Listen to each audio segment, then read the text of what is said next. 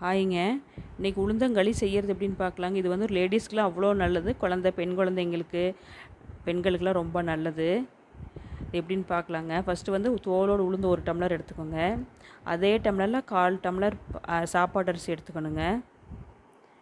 கருப்பு டீ அல்லது வெல்லம் கூட செஞ்சுக்கலாங்க. அதில் 1/2 டம்ளரு, நம்ம உளுந்து எடுத்த டம்ளர்லேயும் 1/2 டம்ளரு.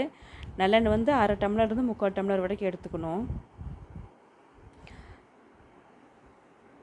தண்ணி வந்து அந்த டம்ளரில் 1.25 டம்ளருங்க தண்ணி. இதில் தான் தேவைப்படும். ஃபஸ்ட்டு உளுந்து சிம்மில் வச்சுட்டு நல்லா கோல்டன் ப்ரௌன் வர வரைக்கும் நல்லா வறுத்துருங்க. வறுத்து ஆற வச்சுருங்க. அரிசியும் அதே மாதிரி நல்லா வறுத்து ஆற வச்சிடணுங்க. பாத்திரம் இந்த மாதிரி டீ பேன் எடுத்துக்கங்க. கொஞ்சம் கருப்பு டீ போட்டு தண்ணி ஊற்றி வச்சுருக்கோம்ல, 2யும் போட்டு வச்சுருங்க. பாகு பதம்லாம் வர வேண்டாம். கருப்பு டீ கொதிச்சா நல்லா கரைஞ்சா போதும். அப்புறம் கெட்டியான ஒரு பாத்திரம் எடுத்துருங்க. நம்ம கருப்பு டீ இதில் வடிச்சுக்கணுங்க. ஏதாவது தூசியில் இருந்தால் வந்துடும். இந்த மாதிரி வடி வச்சுருங்க. நம்ம உளுந்து வறுத்து வச்சுருக்கோம்ல அரிசி, அது 2யும் நல்லா பவுட்ரு பண்ணிடுங்க. அது இந்த மாதிரி ஒரு தண்ணியில் போட்டு கலக்கிட்டோம்னா கட்டி விழுகாதுங்க பிகினர்ஸுக்கெல்லாம். இந்த மாதிரி கருப்பு டீ பாகில் அதை ஊற்றிடுங்க. ஊற்றிட்டு நல்லா கலக்கணுங்க. கைவிடாமல் நல்லா கலக்கணும். இது உடம்புக்கு அவ்வளோ நல்லதுங்க. இடுப்புக்கெல்லாம் அவ்வளோ நல்லது. பீரியட்ஸ் சமயத்தில் வர்ற வயிற்று வலிக்கெலாம் ரொம்ப நல்லதுங்க.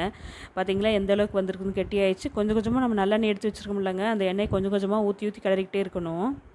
நல்லா களி பதத்துக்கு வரும் பாருங்கள். அல்வா மாதிரி வருங்க, பாத்திரத்தில் ஒட்டாமல் சூப்பராக இருக்கும். பாருங்கள் எந்த அளவுக்கு வந்திருக்குதுன்னு. ஃபுல்லாக நல்லெண்ணெய் எல்லாம் ஊற்றிட்டேங்க நான். நம்ம ஊற்றுற நல்லெண்ணெய் வெளியில் கசிஞ்சிட்டு வருது பார்த்திங்களா, இதாங்க பதம்.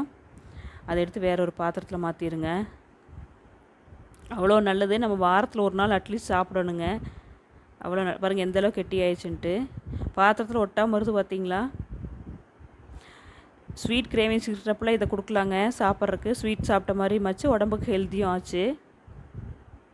சூப்பராக இருக்குங்க. அவ்வளோ நல்லது உடம்புக்கு.